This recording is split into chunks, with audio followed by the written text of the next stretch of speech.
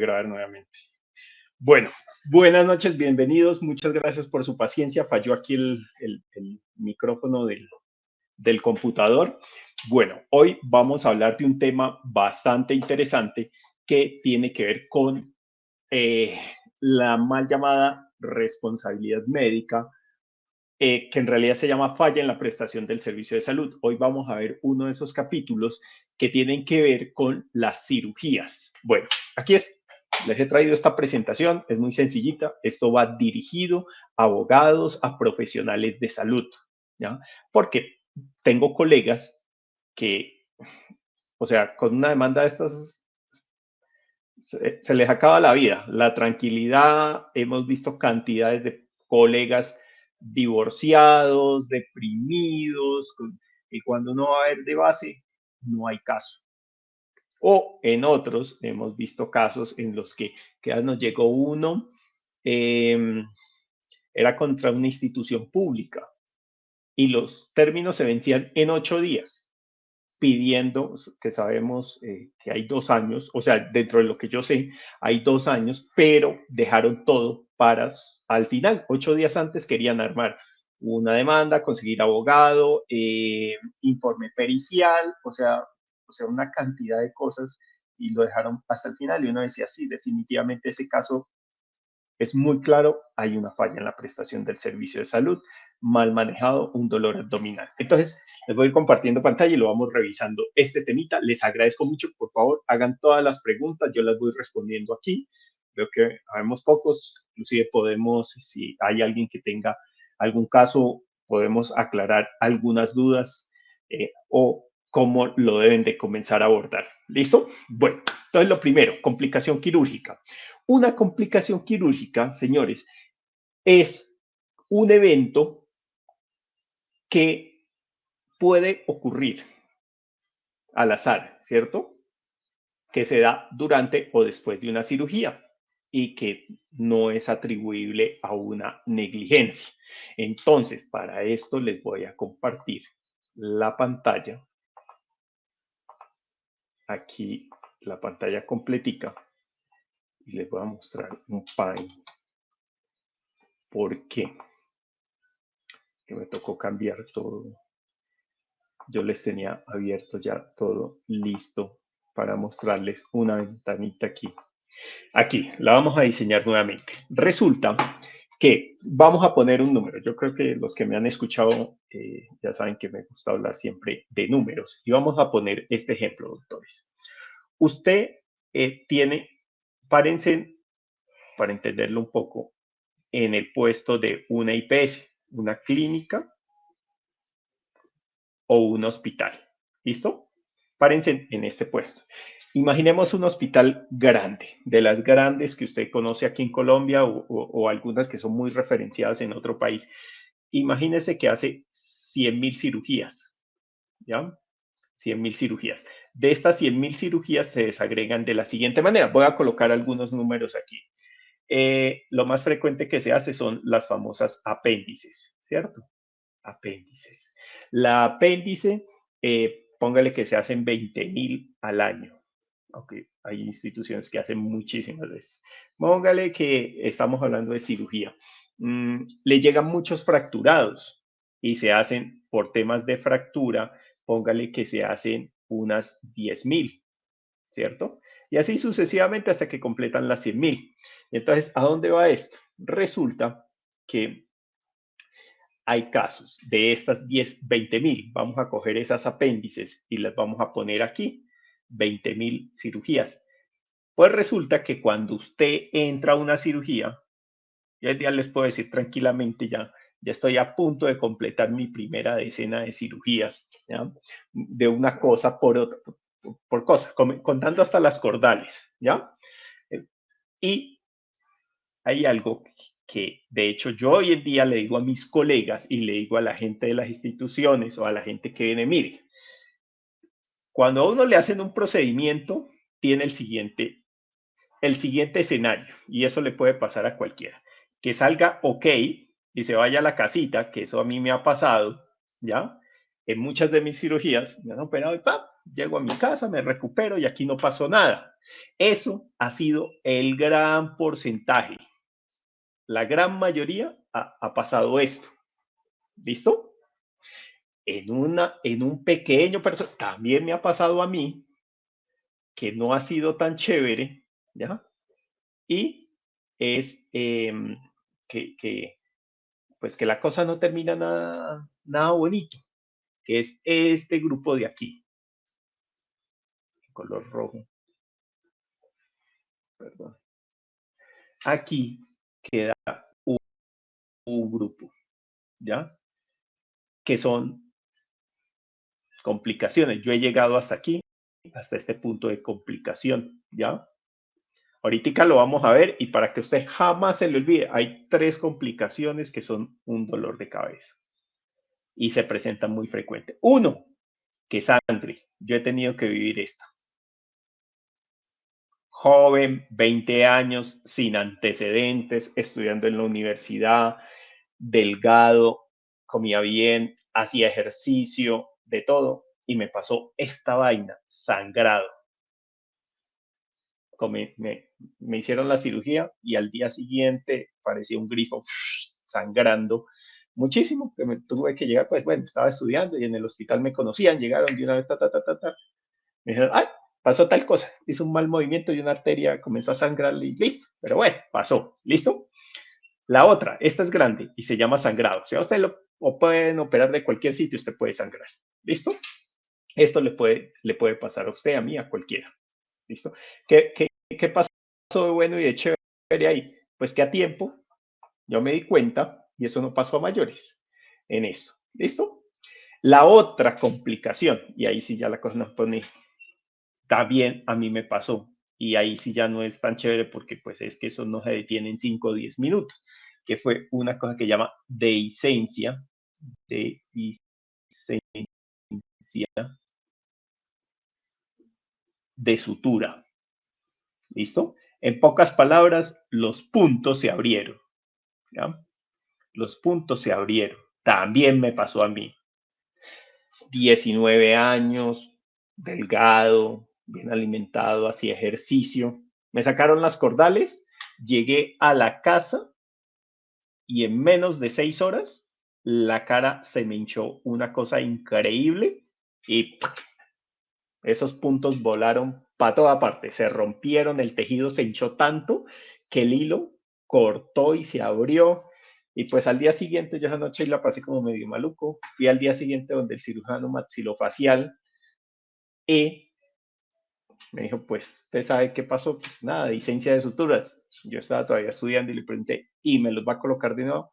Me dijo, no, así se queda y hay que esperar a que eso cicatrice solito.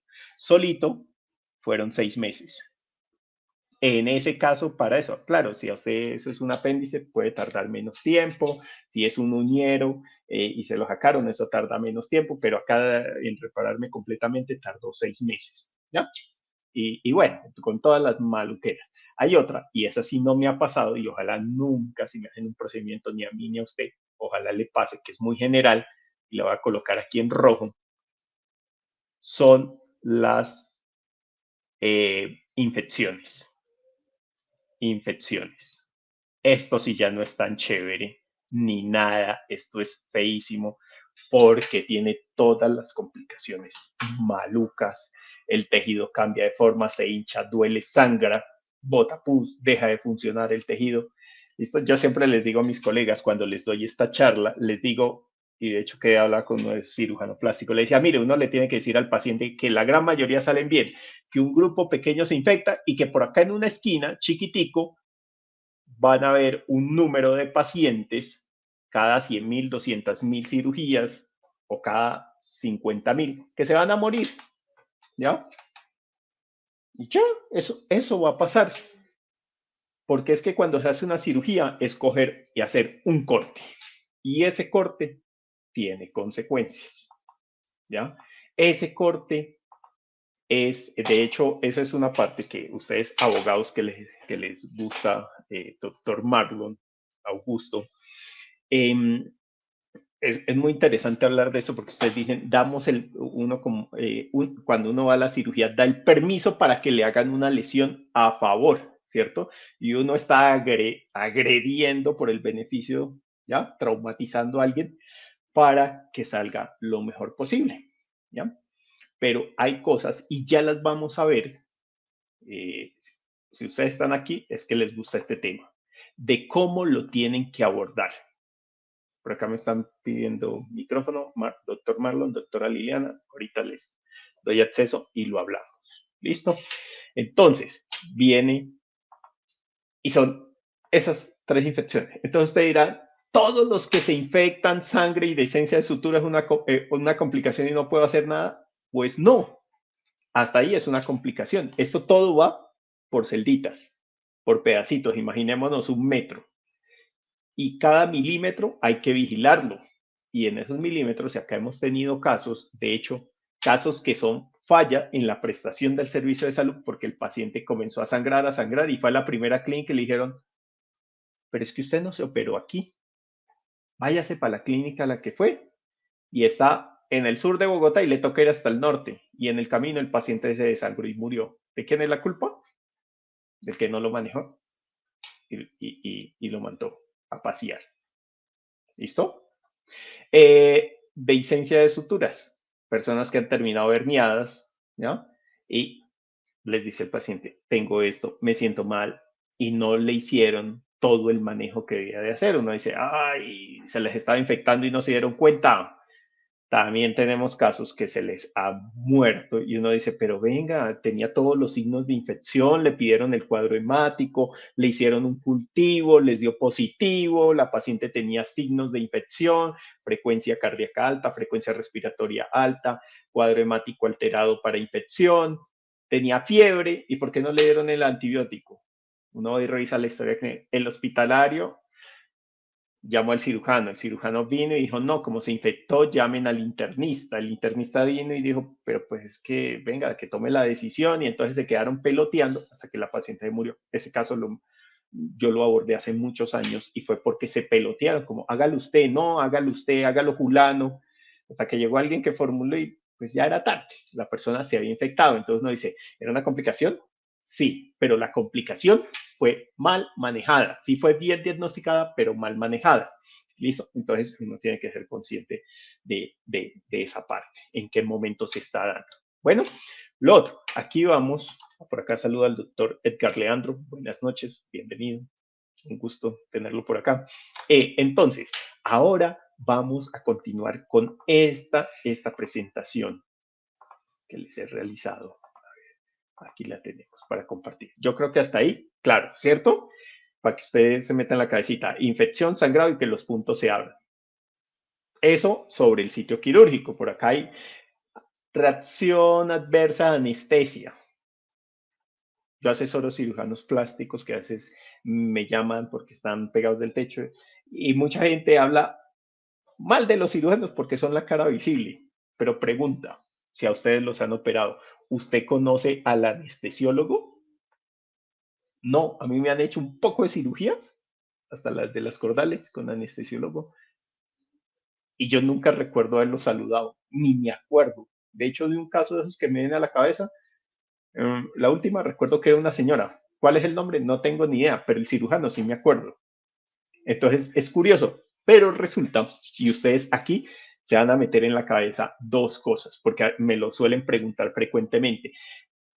¿Qué especialidades están ¿cómo es que se dicen? Por ley reglamentadas? Nosotros somos como 40 especialidades o 44 especialidades médico-quirúrgicas en medicina y solo hay dos que están reglamentadas. La radiología, por el riesgo tan impresionante que hay para quien la ejerce y porque necesita un régimen especial de jubilación y de vacaciones, ¿ya? Y de mediciones y de medicina laboral, eso es un camellazo, la radiología. Y la otra es la anestesiología. Y hasta donde los médicos que yo conozco, que se formaron conmigo, con los que somos amigos, ninguno se le ocurriría dar anestesia. Ninguno, sí, al menos que sea anestesiólogo. ¿Por qué? Porque eso lo consideramos riesgoso, peligroso, por difícil de manejar. Entonces, hay unas personas, unos médicos que se especializan en eso porque es un camellazo. Además, esos medicamentos son tóxicos, ¿ya? Entonces, eso les enseñan a ellos cómo manejarlo. qué día hablaba con uno de mis colegas en Pasto y me decía, imagínate que acá vinieron a certificar el hospital o a habilitarlo. Dijeron, imagínense que vinieron acá y la comisión que vino dijo que tenía que tener una máquina de anestesia en la sala de partos. Y dijeron, pero venga, primero una máquina de esas cuesta como 150, 200 millones. Pero venga, ¿para qué vamos a tener una máquina de esas si esa máquina tocaría tener un anestesiólogo? Pero si tenemos los quirófanos un piso más arriba o en el mismo piso, pero de la otra torre, algo así. Dijo, sabemos que hoy en día hemos medido y nos tardamos 5 minutos en trasladar allá e iniciar todo el proceso. Que no, que la tenga ahí, ¿ya? Entonces, imagínense, alguien dando una directriz para tener una máquina de esas y entonces después vino otra comisión y les preguntó, bueno, y si la tuvieran aquí, ¿quién da la anestesia? Le preguntaron a los ginecólogos, dijeron, pues ninguno, porque eso es peligroso. Y entonces que venga el anestesiólogo, decía, pues entre traerlo del quirófano y tenerlo en este ambiente que no tenemos todo, es más fácil llevar la paciente. ¿Ya? Entonces, es así de delicado el tema de anestesia. ¿Listo?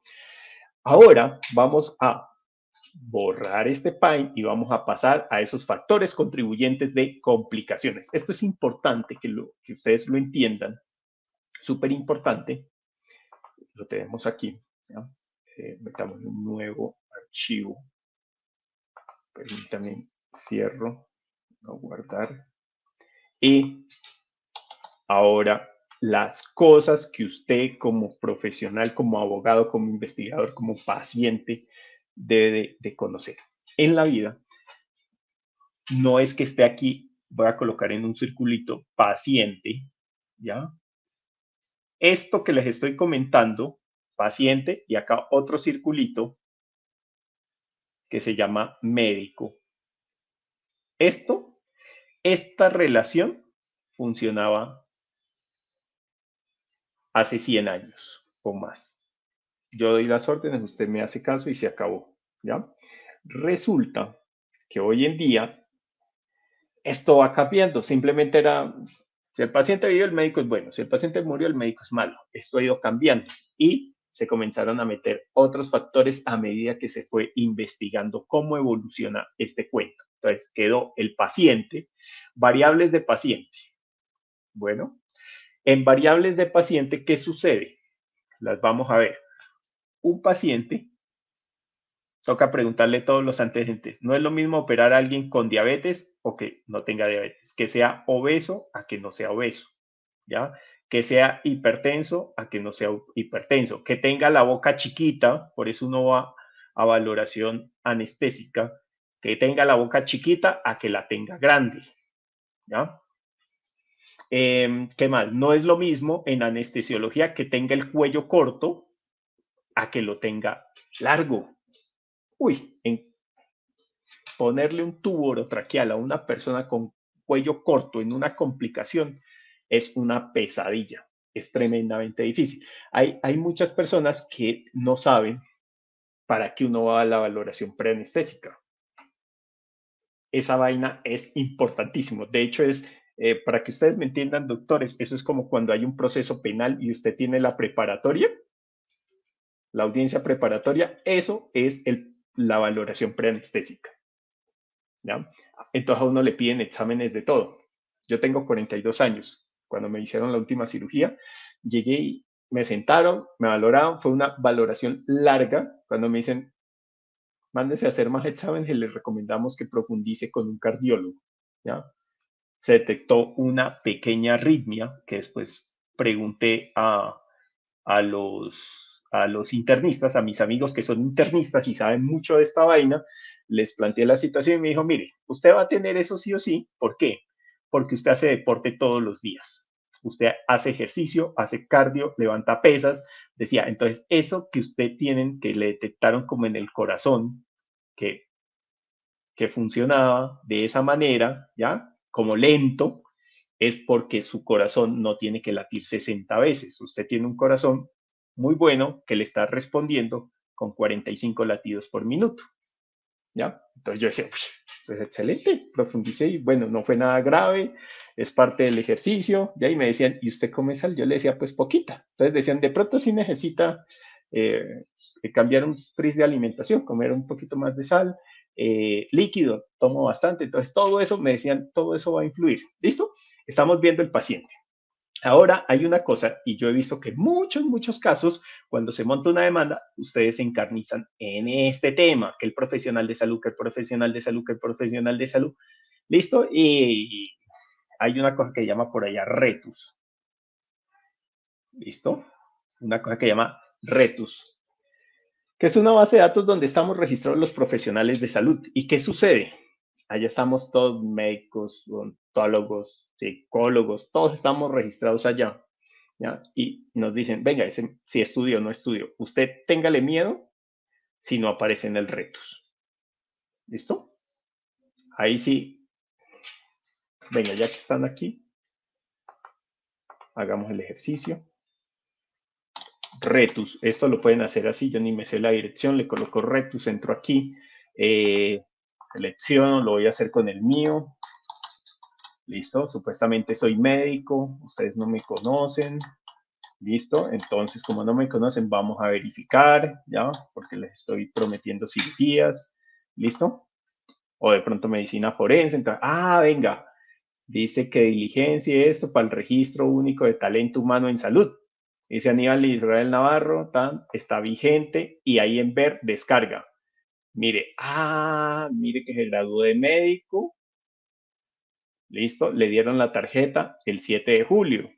Pero Aníbal está diciendo que es que se graduó en diciembre del 2016, pero acá nos dicen que hizo el servicio social obligatorio, o sea, el rural, entre el 5 de enero al 5 de julio del 2007 y ese mismo día ya le entregaron su tarjeta para comenzar a trabajar. Por eso es que hay un hueco que dice que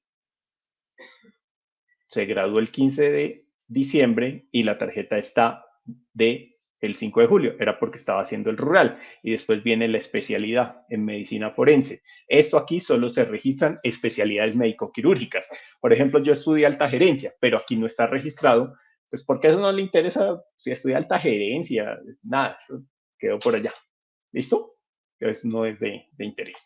Bueno, entonces regresemos aquí a nuestro cuadro.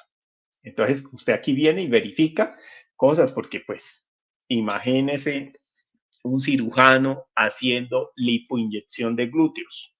¿Ya? ¿Por qué les pongo este ejemplo de la estética? Porque es lo más frecuente, es súper frecuente. Usted nunca ve un ortopedista metiéndose con la córnea. De hecho, todos le tenemos muy chiquitica con una cantidad de estructura súper complicada, nadie nos metemos. O nunca usted ve un médico internista haciendo cesáreas. Porque lo cubre el sistema, eso es mal pago y eso es un chicharrón. Entonces, que vaya el ginecostetra. ¿Listo? Entonces uno dice, nadie se mete allá. Pero en estas cosas que son privadas, que dan mucho billete, usted ve, he visto casos, ginecostetras, cirujanos generales haciendo lipoinyección glútea, ¿ya? Liposucción de extremidades, ¿ya? Dermolipectomía, quitando los gordos de la barriguita y estirándolos. ¿Quiénes son? Médico general, ¿ya? Entonces, se meten en unos problemas gigantes. ¿Listo? Entonces, hasta aquí, claro, paciente médico, ¿cierto? Pero a esto hay que sumarle un tercer elemento que está aquí, que es este tercer elemento, tiene que ver con la parte de instrumentos. Y esos instrumentos son desde el hilo de sutura, señores, la mesa del quirófano, la máquina del quirófano, la máquina de gases,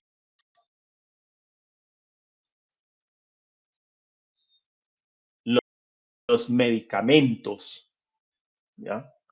En esas máquinas de anestesiología existen cosas tan... imagínense un carro de mala calidad, no voy a poner marcas, ¿ya? De poca plata, que valen poquito.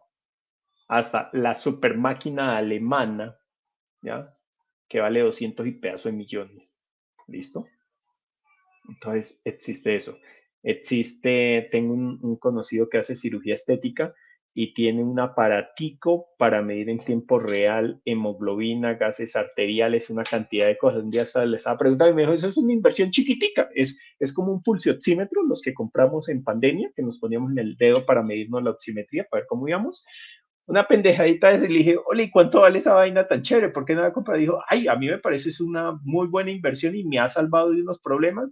Dijo, eso fue baratico, esa cosita vale 15 millones de pesos. Para él fue un gangazo que se consiguió y me dice que le ha salvado, o sea, lo ha sacado unos problemas gigantísimos. Y es tal cual ver un pulsioxímetro de 90.000 pesos, pero ese es especializado y vale como 15 millones, ¿ya? Y le ha funcionado. Entonces él dice, yo me atengo a eso. Por ejemplo, un día hablando, él me decía, yo aquí en esta clínica está prohibido formular dipirona. En Colombia la utilizamos, ¿cierto? Yo la utilizo cada que me duele dipirona. Y dicen, esto está prohibido, dipirona, ¿ya? En muchas partes de Europa y Estados Unidos. En toda Europa está prohibido, en Estados Unidos también. Aquí en Colombia la utilizamos. Él dijo, mire, a mí eso me da miedo. Yo mando a conseguir paracetamol, acetaminofén para el dolor. Se acabó. Porque pues hemos hablado mucho de eso y siempre tocamos estos temas. Me dice, yo contigo he aprendido un montón de esto, de cómo hacer prevención. Pues aquí, chao dipirona, se quedó paracetamol. ¿Listo? Entonces, instrumentos. Entra desde la clínica hasta la aguja de sutura, el hilo de sutura. De hecho, ahora días un colega que estaba súper asustado. Imagina que operó una médico, amiga, y resulta que hizo alergia al hilo de sutura de una cirugía plástica. Primera vez que la operaban y había sido alérgica a ese hilito azul que le colocan, se abrió por toda parte. ¿Qué tan frecuente es eso? Yo la verdad es el único caso que he escuchado. ¿Listo? Y viene otro elemento, aquí doctores, para ustedes que les gusta los procesos administrativos, ¿ya? Que les fascina ese cuento, ¿cierto? Pues viene, perdón, aquí, los procesos administrativos, para los que les gusta pelear contra el Estado, los procesos administrativos, que si se autorizó el medicamento, si se autorizó la cirugía, que si se fue a tiempo que se hizo el procedimiento. En esa parte es donde se encasilla todo ese cuentazo. ¿Y por qué? Hoy en día hay una cantidad de problemas, doctores, con los profesores, pero no uno, ni dos, ni tres. Son cantidades que no les están cumpliendo, ¿ya? No les están cumpliendo con con los medicamentos, con las cirugías. Y entonces, si usted pasa la cirugía y le va bien, usted dice, bueno, fue un error sin consecuencias. ¿Listo? Pero imagínese que de esa cirugía, y aquí le voy a colocar dos ejemplos que conozco muy de cerca y me ha tocado todos estos días estar ahí como pendiente. Imagínese que tiene un cálculo renal, ¿ya? Imagínese que se lo tenían que haber sacado el procedimiento hace mucho tiempo y llegó diciembre y se lo iban a hacer y cosas fallaron los equipos, nada, uno se imagina que lo tienen que hacer rápido, enero, febrero, marzo, abril, mayo, tiene. Listo, se lo van a hacer ahora en mayo. Y decía, pues finalmente ese cálculo estaba ahí, eso ni se le va a ir, ni se le va a desaparecer, ni se le va a crecer, ni le va a tapar ese riñón, ya el daño que hizo estuvo, 4 meses no marcó la diferencia, quién sabe cuántos años o décadas tuvo ese cálculo ahí, hay que esperar. ¿Listo? Le dije, es un error, eso es un error, sin consecuencias, eso no le produjo más daño, nada, simplemente pues qué mamera esperar 4 o 5 meses más. Pero hay otro caso que es de Santander o Norte de Santander, que lo estuvimos manejando en un webinar, en el cual sucede lo siguiente. Pues resulta que la señora tiene cáncer de seno y estaba saliendo, estaba en quimio radioterapias cuando hubo la transición. Primer mes, omitieron quimio y radioterapia. Segundo mes, quedó pendiente, estaba a punto de sacar eso y quedó pendiente parte del tratamiento. Pues hoy en día, eso que se podía manejar con quimio y radioterapia ya no se puede manejar. Las probabilidades de morir son altísimas porque hizo metástasis. En esos casos, ¿a quién? ¿Contra el oncólogo? Pues no, porque el oncólogo dice, venga, yo aquí tengo toda la disposición. El problema es que esta clínica no es mía y si fuera mía, igual el procedimiento administrativo es porque es que no han pagado. Y si no han pagado, pues no podemos entrar a pérdidas. Yo hoy en día lo entiendo muy bien porque tengo mi negocio y sé que muchos de los que están aquí también manejan sus negocios privados, ¿ya? Resulta que a mí hace tiempo una juez, hace pocos meses, nos llegó una orden, oigan, ustedes tienen que hacer este peritaje. Me tocó decirle, mire, muy querido usted, que nos tenga en cuenta, que nos conozcan en todos sus juzgados. El problema es que yo no lo puedo abordar porque toca pagarle a los peritos y eso me va a llevar en detrimento. Volvió, insistió y otra vez, volvió, insistió y otra vez hasta que venga. O sea, no, usted no nos va a hacer incurrir en costos y bueno, fue una cosa maluca ahí. Pero esto en el tema de salud es súper frecuente. Que ella escuchaba a un amigo que tiene acciones en una clínica y decía, a la clínica le deben 120 mil millones de pesos. Hay una muy famosa en Cali que me decían ahí que estábamos en confianza, gente que sabe esos números, dijo, le están debiendo 550 mil millones. Decía bárbaro y se metieron a hacer una torre gigantísima en estos días. Entonces, miren las dimensiones de este asunto. ¿Listo? Eso en cuanto a las complicaciones. Ahora vamos a pasar. Si usted ve que esto fue bien manejado, o sea, se pudo haber complicado de esta manera, ¿cierto? Le diagnosticaron, lo trataron a tiempo, se hizo todo en regla, estaba paciente bien, médico bien, instrumentos bien, parte económica administrativa bien, eso es una complicación, es parte de esa. Señora, lo sentimos, es parte de las 20.000, 30.000, es el caso que tenía que haber sucedido cada 10.000, sucedió. Ahora, ¿qué pasa? Cuando usted se va y comienza a encontrar errores, para ustedes los abogados, uno plantea, nosotros como forenses no planteamos esto diciéndoles, los ponemos a leer entre líneas, ¿ya? Para que ustedes comiencen a encasillar si eso fue una negligencia, una impericia o una imprudencia. No le decimos, doctora Liliana, lo que usted tiene específicamente, 2 puntos, es una impericia porque el médico es un médico general y se colocó a hacer un reemplazo de cadera. Él no tenía el conocimiento, no cumple con esto y esto y esto. Aquí, ¿qué es lo que estamos haciendo, por ejemplo, en el Centro de Especialistas Forenses? Entramos, hacemos la búsqueda en el Retus y le pegamos pantallazo. Mire, hemos buscado en el Retus con ese número de cédula y este médico no aparece. Damos la recomendación de que se investigue. Puede ser que el sistema falló, puede ser que el médico sea, pero eso sí no se registró, puede ser que es de los viejitos y no la secretaría o el ministerio del momento no mandó los papeles al Retus. O simplemente puede ser que no exista y no sea médico. ¿Listo? Pero ustedes tienen que ir armando. Entonces, para una negligencia es muy fácil. No hicieron lo que tenían que hacer. Para una impericia, que es que se puso a hacer pendejadas para lo cual no tenía el conocimiento, ¿ya?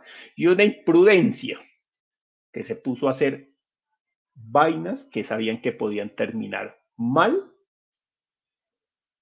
Ejemplo, para entender, esa parte es un tris más complicada.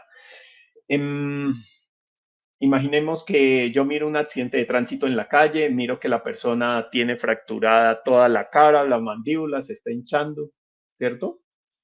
Y en vez de coger el celular y llamar a la ambulancia y decirles el paciente va a entrar en una falla respiratoria porque se le colapsó la vía aérea superior porque tiene una fractura de mandíbula, lo estoy viendo que se está hinchando. En vez de hacer eso, cojo el bisturí y me pongo a hacer una traqueostomía en plena calle. Eso es una imprudencia. ¿Tengo los elementos? No.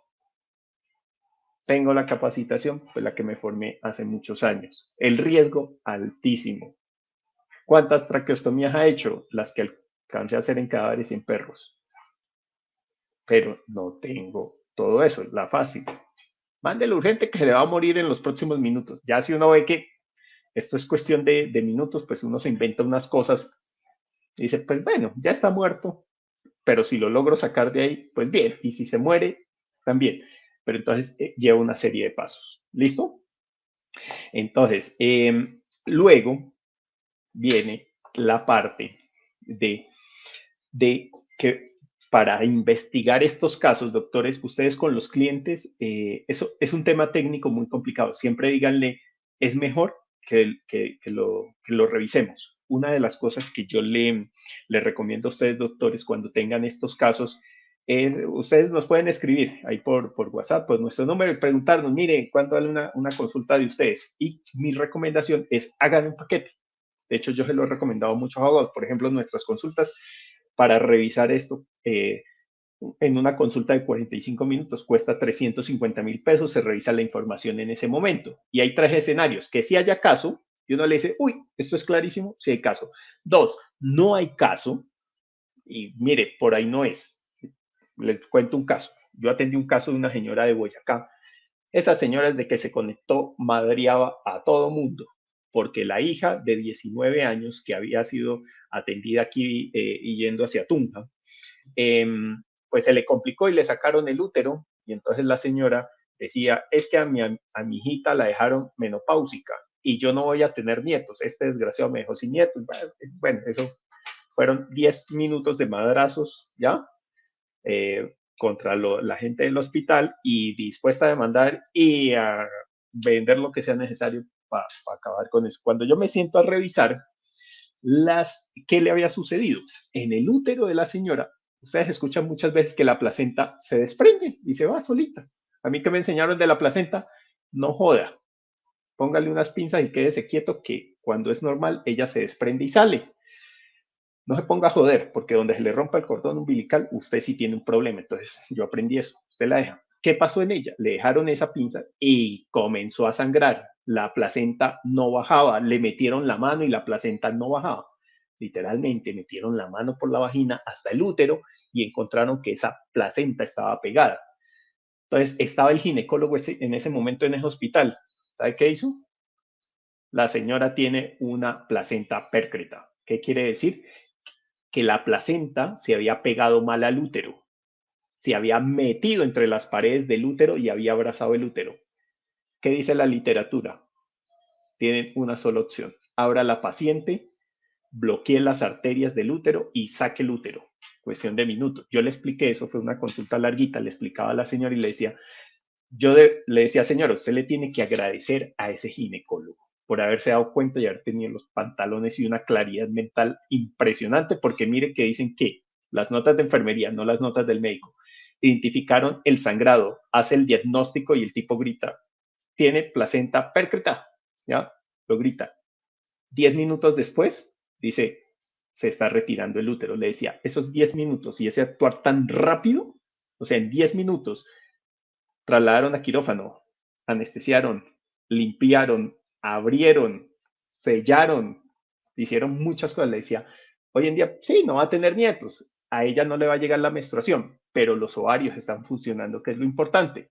Y lo más importante es que usted tiene hija, porque la probabilidad de que ese día hubiera muerto era altísima, porque se choqueó fue en minutos, ¿ya? Entonces, en una consulta, yo que le recomiendo, y en otros casos que le decimos, esto está tan complejo que no lo vamos a solucionar en esta consulta. Acá llegó la historia de un general para revisarla y eran 10.000 folios.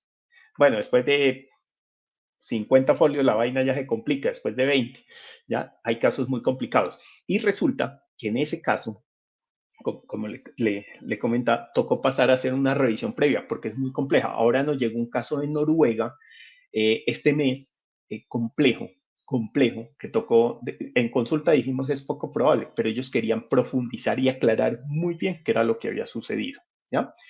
Que ahora nos llegó un caso de Panamá, que les dijimos, no, ustedes tienen un problema, doctor, era un médico, decía, hay que revisarlo muy profundamente, después de que lo estudiamos muy profundamente, ya hay dos opciones, si hay caso o no hay caso. En el caso del doctor de Panamá le dijimos negocio, o miren una estrategia jurídica porque técnicamente usted hizo mal. Se puso molesto, pero pues esa es la verdad. Ellos necesitaban tomar una decisión. ¿Listo? Entonces, ¿qué les recomiendo? Cobren su consulta y hagan un solo paquete. Es decir, mire, yo les voy a revisar y esto y el médico va a estar aquí, igual que para los otros casos en violencia sexual, en homicidios.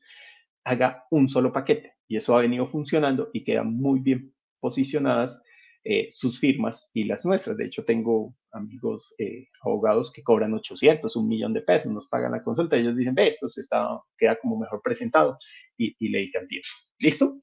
Entonces, en estos casos, clarísimo. ¿Listo? ¿Usted qué necesita?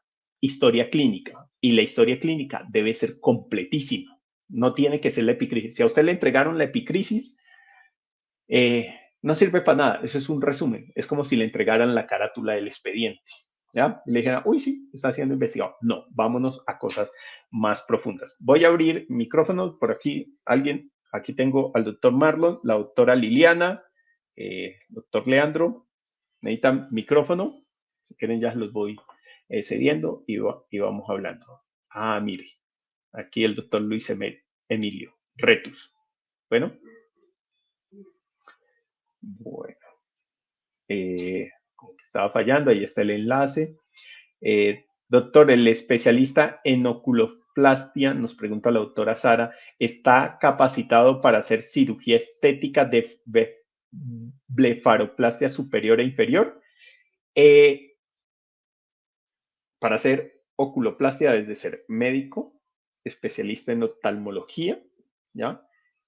Y oculoplastia. O sea, es una vaina más compleja, que si le puede quitar el parpadito que está grande de arriba o de abajo, sí, pienso que es la persona más indicada de todo el paseo. Ya es un tema de que se haya formado para ser muy elegante en cirugía. ¿Listo? Aquí la doctora Carmen Adriana, muchas gracias. Sí, es una supra o subespecialización. Es una vaina muy compleja que si lo puede hacer, sí, sí. De hecho, dentro de todo mi campo diría, de lo que sé, es el que es para hacer esa vaina. O sea, estudio solo, o sea, para ese pedacito. Tengo amigos oftalmólogos, compañeros, y ellos son muy, el oftalmólogo se mete justo en su pedacito, si es de cámara anterior, que si es de retina, que si es del párpado. ¿Ya? Entonces diría que sí. Bueno, acá hay un... no se vio la consulta en Retus. Pensé que había quedado grabada de cómo se había hecho. Acá dice, sí, la vieron, que de pronto les toca ver a actualizar. Bueno, voy a entrar aquí, doctor, aquí está el doctor Marlon. Le voy a hacer el micrófono. Buenas noches, doctor Marlon, ¿cómo está? Y el doctor Edgar, Leandro, la doctora Liliana. Me gustaría escucharlos. ¿Qué les pareció hasta el momento? Sí califica la charla como buena. Ahí les abrí los micrófonos. Doctores, si quieren dar su opinión o compartir algo, pues para hacer esto ameno, porque es un tema, a veces un tris ladrilludo, y cuando se editan, a mí me ha llamado la atención que hay unas especialidades y maestrías que hablan de este tema, pero que no hablan de la parte pericial. Les voy a dar rápidamente aquí, en la parte de un informe pericial, que ya nos metemos de fondo y decimos, si esto se va de pelea larga, lleva entre 12 y 13 ítems. 12 a 13 ítems, doctores. ¿Listo? No es una cosa de me siento a responder preguntas, bien sea que usted trabaje para la defensa o trabaje para los demandantes, no se vayan a dejarlos o no vayan a enredar con informes periciales de solo responder preguntas. A nosotros nos han llamado acá al centro de especialistas forenses como respóndame solo las preguntas, y a veces eso pasa con los seguros. Le decimos, no, mira, eso es mucho más complejo.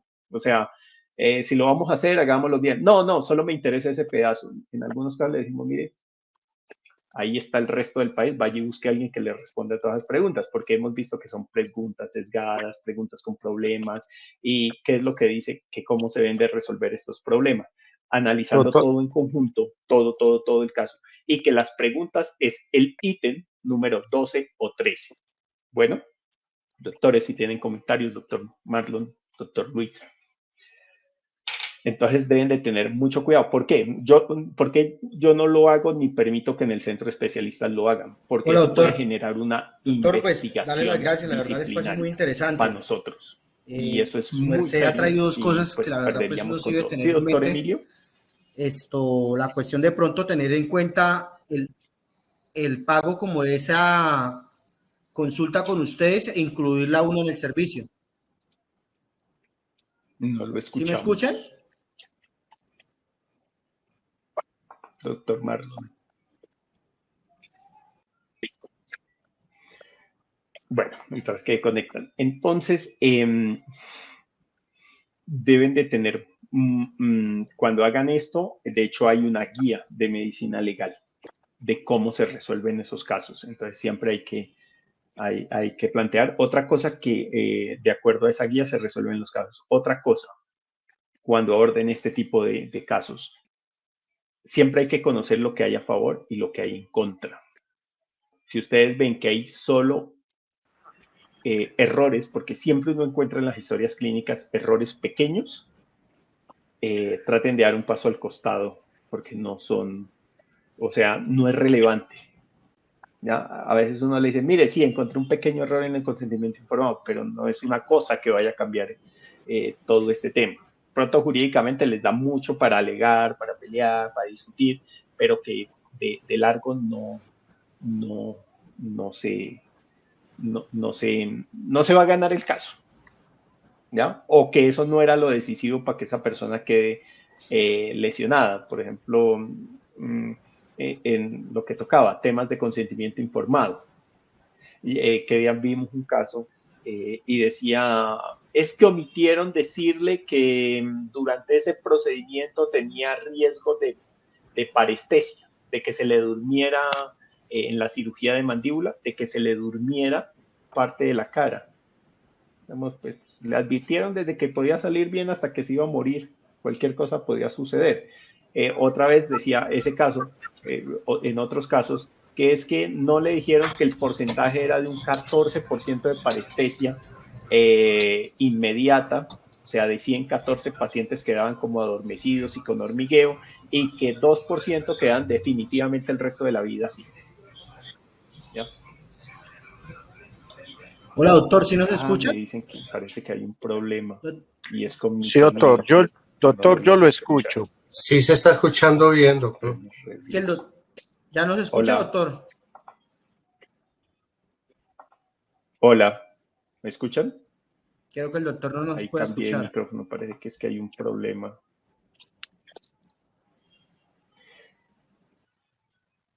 Aquí, sí, no nos dicen, no los estoy escuchando. Espéreme, apago.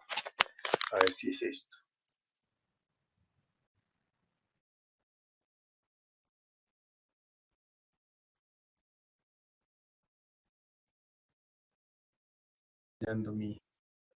Ahí, ¿aló? Ah, ya los escucho. ¿Me escuchan? Sí, doctor, nosotros lo escuchamos. ¿Su Sí, merced nos está doctor. Sí escuchando? se escucha bien. Sí, ya los escucho, doctor Emilio. Doctor Marlon, si quiere usted primero, que se había tomado primero la palabra. No, dale tranquilo, doctor. Dele. Bueno, Doc, importante el consejo que usted nos recomienda hoy porque nos trae a colación. Hace poquito me solicitaron un peritaje y me decía el doctor que nos iba a hacer el peritaje, porque es recomendado por la misma persona que nos busca, que le mandáramos un cuestionario de 20 preguntas, que le mandáramos la historia clínica y el cuestionario de 20 preguntas y ya con eso era lo único que nos daba. Entonces yo le dije a la señora, pues la verdad es que me toca entrar a revisar y voy a quedar como muy apartado. Necesito es que me dé un peritaje, concepto, y que en primera instancia me dé la viabilidad si es procedente o no es procedente irnos a este proceso. En la cuestión esta, hemos encontrado en el consentimiento informado, usted trajo algo a colación, que a veces nos dan el consentimiento informado para hacer la cirugía hoy 30 de abril del 2025. Por X o Y razón, no se hizo hoy y se hizo una semana, 15 días. Y nos traen a colación que es que el paciente dio el consentimiento informado. Entonces yo les digo, venga, pero el consentimiento informado estaba para el 30 de abril, no para el 15 de mayo. Y nosotros somos un ser vivo. Tenemos cambios a diario y puede que las condiciones médicas hayan variado. Entonces dice, no, pero ahí está el consentimiento informado. Mire a ver usted cómo pelea. Y hay una condición también que me ha pasado en estos procesos cuando la persona es un adulto, ya está bastante mayor, tiene unas patologías, unas secuelas, y es muy dado que nos dicen, pero no, pues el señor, eso era como el riesgo que podía correr, y uno dice, bueno, listo, el riesgo que puede correr, pero si usted sabía que, por ejemplo, realizarle un procedimiento a una persona ya adulta y le podía generar un daño mayor y no lo recuperaba, me dicen, doctor, pero vea que el señor sabía y firmó. Entonces uno queda como manco y a veces uno le dice al cliente, bueno, toca pagar un perito, y ahí es donde viene la pepita, porque dice, doctor, no hay plata, no podemos, entonces no tenemos los recursos. Entonces hoy me pareció chévere, no conocía eso, el valor de la consulta suya, porque lo podemos amarrar a la consulta de nosotros. Entonces uno hace el paquete y ya de entrada pues el cliente toma una decisión, porque la verdad es una responsabilidad médica. Ahorita están en la cuestión de perjuicios, tasación de perjuicios. Me dice, demuéstreme por qué me está pidiendo eso, porque de entrada me están echando para atrás las tasaciones. Que salió una sentencia hace poco donde modifican los criterios y me dice, venga, puede tomar las tablas de tasación del Consejo de Estado, pero yo digo al cliente, yo puedo tasar conforme una tabla, pero no es lo mismo yo tasarle unos perjuicios a que un perito me diga, venga, si pasó esto, oriéntese por este lado, porque no hay nosotros no podemos prometer un resultado, pero sí tenemos unas probabilidades altas de que el resultado sea más a favor que nosotros, que de pronto la parte demandada. De antemano agradecerle, doctor, por esos espacios, magnífico, muchas gracias, y pues gracias por tomarse el tiempo, explicarnos, y que ojalá pues nosotros también tengamos conciencia de que hay procesos que sí o sí, en esta parte, en la parte médica, en la parte de delitos sexuales, yo no estoy tomando procesos si la persona no me da la capacidad de pagar un perito, porque me toca ser de abogado, de psicólogo y de psiquiatra. Yo le digo, la medicina legal es el brazo derecho de fiscalía. Pretender uno como defensa que de medicina legal salga algo a favor de uno es una mentira. Entonces sí o sí debemos tener esas herramientas, y estas herramientas que su merced nos ofrece son geniales. Cuando puedo siempre ingreso a sus live, y agradecerle en esta ocasión. Muchas gracias, doctor. Un gusto. Voy a hacer una aclaración sobre 2 puntos y nos hace caer en cuenta, ¿verdad? Eso es una práctica regular, y eso de que le hagan firmar el consentimiento mucho tiempo. Uno va cambiando y puede ir desistiendo o puede ir tomando decisiones sobre qué se va a hacer o qué no se va a hacer. Ese punto que usted toca, yo lo he hablado, es que en tema estético, yo no sé por qué terminamos viendo tanta vaina, ¿ya? Y resulta que con ellos me ha tocado a algunos colegas decirles, los que son más cercanos, les digo, mira, no hagas esto, te vas a meter en un problema, ¿ya? O mira, firma estos consentimientos. De hecho, que ya tuve un caso donde eso fue en Cali. Le dijimos, le dije a mi colega, un gran amigo hace muchos años, le dije, en ese caso yo te recomiendo que pidas unas muestras de sustancias psicoactivas. Le dio positivo para marihuana, opiáceos y barbitúricos. Después me llamó y me dijo, ¿qué hago? Yo le dije, no lo operes. Bájate ese chicharrón, devuelve la plata que tengas. Es mejor que te pierdas ese negocio y no te montes ahí. La probabilidad de complicarse y morir durante la cirugía era altísima. Ya que usted toca de ese profesional que le dijo, envíeme un cuestionario de 20 preguntas y una historia clínica. Nosotros no funcionamos así.Nosotros hacemos una consulta. Hay gente que dice, que ¿por qué consultas? Que esto. Yo le digo, mire, tenemos tiempo muy limitado. En el mejor de los casos trabajamos 160, 180 horas al mes. Es un tiempo que hay que dedicarle y es un tiempo que consideramos sagrado, y que yo acá en la firma, desde que la fundamos, dijimos, es sagrado, es para atender al cliente en ese espacio. Le voy a compartir este documento. Este es un caso que ya está cerrado hace mucho tiempo, entonces viene con su encabezado, ¿ya? Este fue hace muchos años que lo abordé, pero siempre hemos manejado esta línea. Entonces su encabezado, los nombres, y viene quién es el lesionado o el muerto, datos del investigado. ¿Por qué hacemos ese informe pericial? Pues porque existen unos artículos, y esto es del derecho, esto me lo ayudaron a organizar los abogados, ¿ya? Justo con quien trabajé este caso me llamó y me dijo, oiga, lo necesitamos para chicharrón ahí, interesante. ¿Por qué medicina legal? Apunten esto, ley 938 del 2004. le da la potestad a medicina legal y dice, usted va a definir los reglamentos técnicos que deben cumplir los distintos organismos. O sea, uno no se puede inventar este cuento. Medicina legal tiene sus reglamentos. Nosotros trabajamos con eso. Hay que a veces le damos la torta, pero seguimos trabajando con esa línea. Y ellos han definido, si va a trabajar en la parte pericial, una cosa que se llama, que ya la vamos a ver, la guía instructiva para el abordaje o el estudio de presunta falla en la prestación del servicio de salud de febrero del 2005. O sea, hay una guía que nadie la conozca, es otro cuento, pero existe. Luego decimos, resumimos. Bueno, perdón, ¿qué es lo que nos pide el cliente? Venga, revise esa vaina y dígame qué pasó. ¿Ya? Abierto, y nosotros entramos a revisarle y le decimos, mire, revisamos toda esa vaina. ¿Ya? Luego fuimos y le revisamos toda esta literatura, todo esto. Y luego comenzamos a hacer el estudio. A esta persona le hicieron necropsia. Y partimos de ahí. Señores, es que a veces nos saben llamar y nos dicen, necesitamos que nos apoyen una necropsia para determinar una responsabilidad médica. ¿Cuántos casos se terminan resolviendo en una exhumación o segunda necropsia? Debe haber uno que otro escrito en la literatura. Si usted no examina el cadáver en fresco es primeras 24, 48 horas y está en una nevera mortuoria, ¿ya? Pues usted después de 2, 3 meses no lo va a hacer, ¿ya? Es muy complicado. Resumimos el caso y les recomiendo a ustedes que siempre revisen esto. Venga, ¿usted qué lo resumió? Nuestros informes no salen corticos. Por ejemplo, este es de 16 páginas, es uno de los cortos, ¿ya? Y resumimos todo.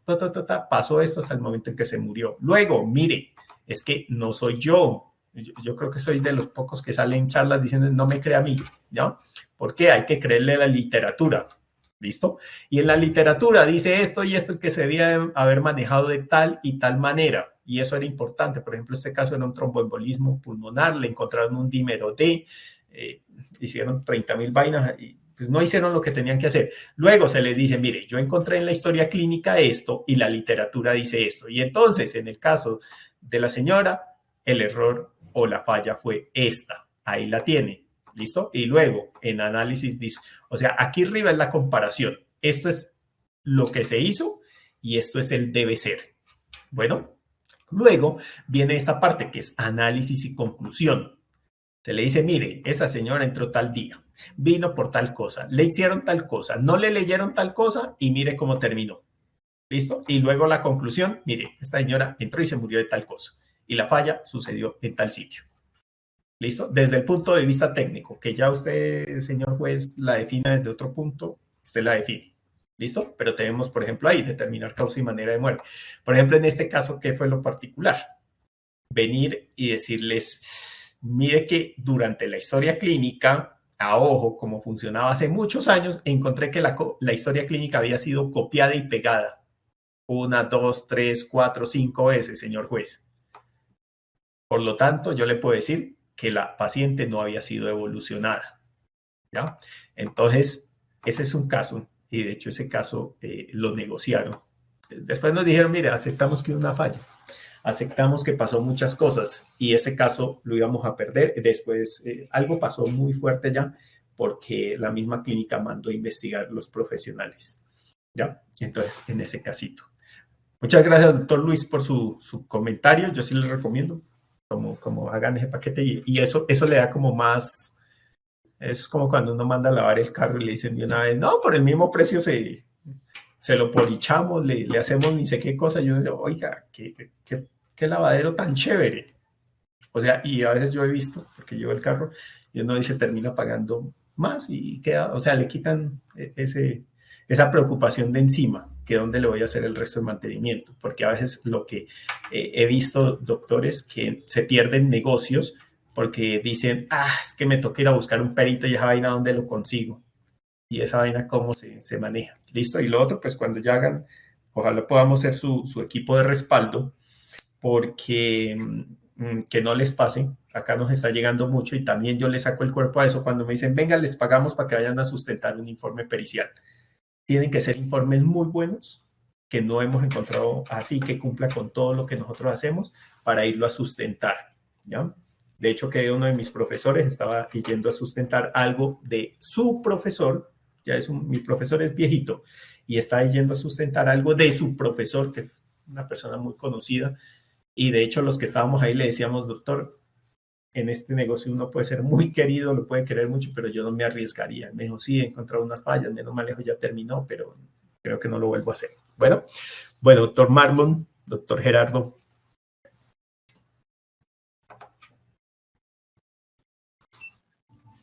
Doctor, una pregunta. Buenas noches. Buenas noches. Buenas noches. Hola, auditorio. Doctor Marlon, doctor, una pregunta. En el protocolo, en el informe pericial de necropsia, cuando se le hace una prueba de toxicología al occiso con posterioridad que lo realiza otro profesional, ese prueba de toxicología debe ir anexo al protocolo, al informe pericial de necropsia emitido inicialmente, o se debe emitir un segundo informe pericial de adición o de aclaración de ese informe inicial.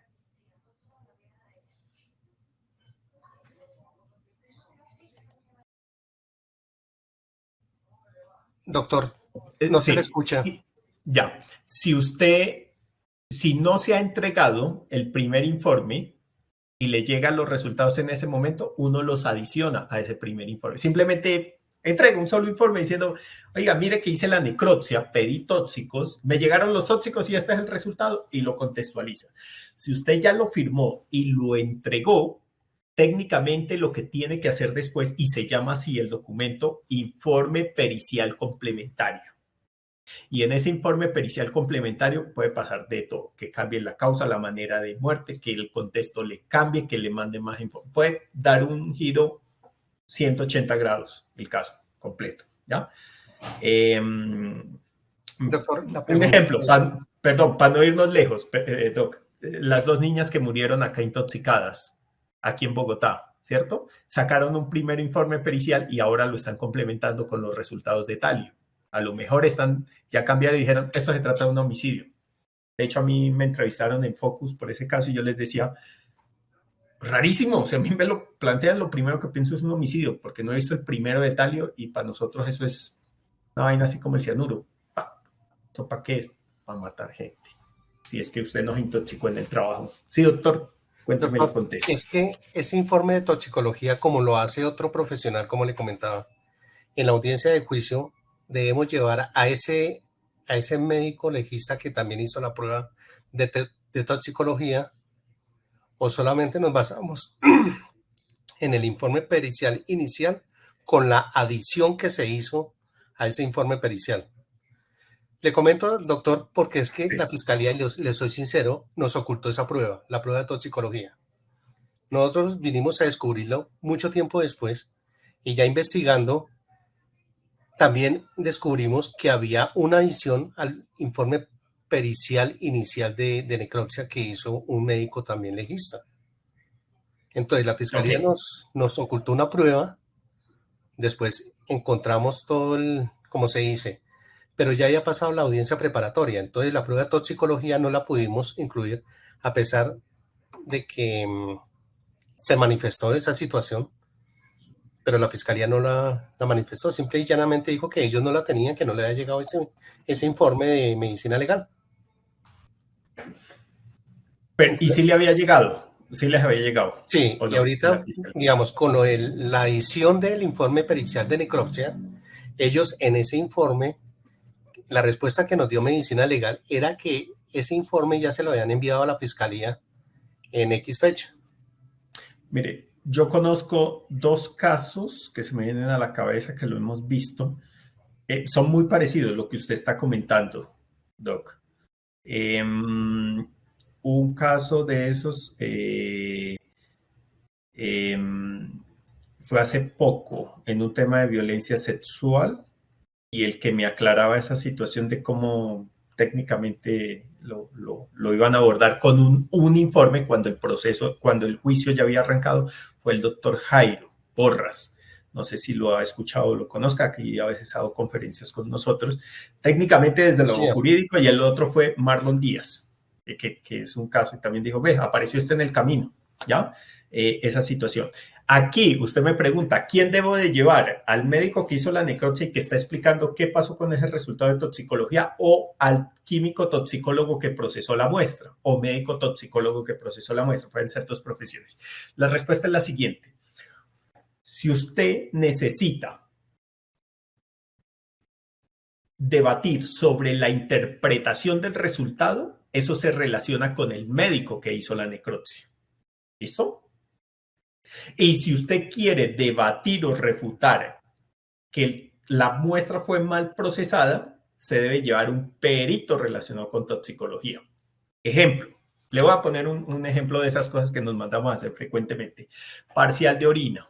Imaginemos que estemos en el proceso judicial, el médico nos mandó un parcial de orina y el parcial de orina usted lo coge y dice aquí, tiene bacterias, sangre y moco, pero usted dice, esa muestra debe estar contaminada. Entonces yo le diría, llévese al bacteriólogo porque usted lo que va a pelear es esta muestra. ¿Listo? Se va a pelear y entonces no se va a discutir si está bien interpretado o no, sino la muestra. Pero si usted llega y dice, este caso, la muestra está bien procesada, tiene sangre, moco y bacterias, y el médico le tenía que haber mandado el antibiótico y no se lo mandó, entonces esto es un error de interpretación. Entonces me tengo que ir con el perito para que le debata la interpretación. ¿Ya? Ahí sí depende, pues no sé qué tanto les vaya a afectar esa nueva muestra, si es un tema de interpretación o un tema netamente de proceso, que ustedes quieran alegar que el tóxico no está ahí, que lo tenían que alegar, procesar con el equipo, por ejemplo, de gases masa, una cosa de esas, y lo tenía que haber hecho, o que le están diciendo, esa muestra tenía cocaína, y lo que le hicieron fue con una tirilla de esas de colores en la orina. Entonces uno le dice, no, esa vaina toca ir a alegar que como le dio cocaína, pero esa no es la forma de confirmar cocaína. Eso es como cuando cogen a esta gente en el aeropuerto y le hacen la muestra para cocaína y aparece azul. No, eso es orientativa, no es confirmativa. Si va a alegar eso, tóquese con un químico, con alguien que sepa cómo se procesa la muestra. Pero si la muestra ya está confirmada y quiere alegar que los niveles de cocaína ahí eran crónicos o era de un consumo de hace mucho tiempo y no lograron demostrar la embriaguez durante el momento, hay que irse con el que interpreta el examen. No sé si fui claro en esa partecita. Tocaría es como revisar y mirar a qué se le apunta y qué puede ser lo más beneficioso para el caso. Bueno, doctor Marlon. Uy, nos hemos excedido un poquitico. Doctor, no, buenas noches. Era agradecerle. No me han vuelto a invitar a estas reuniones, pero la pregunta era muy relacionada con la que hizo el doctor al primero, lo del consentimiento informado. Cuando ha pasado un tiempo y ya la respondieron ahora, doctor. Muchas gracias. Sí, doctor, mire, yo creo que eso sería bueno como hacer como un conversatorio de ese tema. Yo sé una partecita, y aquí tengo unos 2 libros dedicados a consentimiento. Es todo un reto. Esa partecita es todo un reto de cómo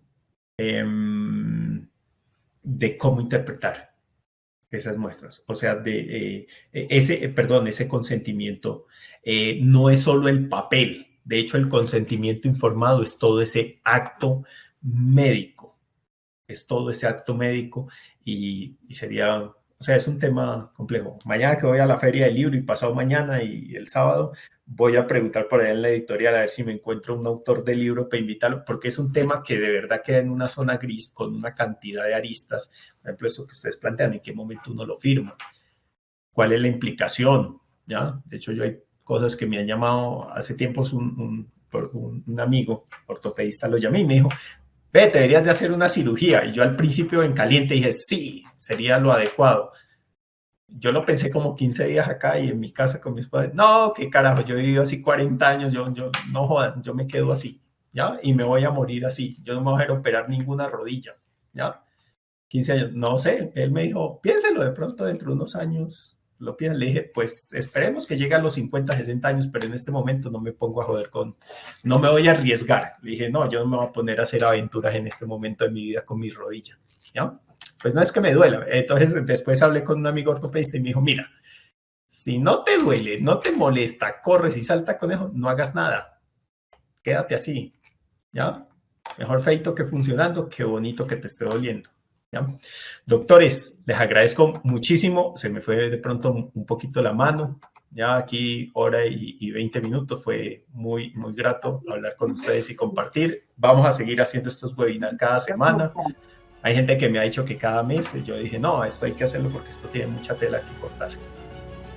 De diferentes temas vamos a estar hablando. Entonces les agradezco que nos sigan, que estemos pendientes por el correo. Les vamos a enviar invitaciones. Bueno. Doctor, gracias, muy formal. Feliz noche a todos los presentes. Gracias. Doctor, muchísimas gracias.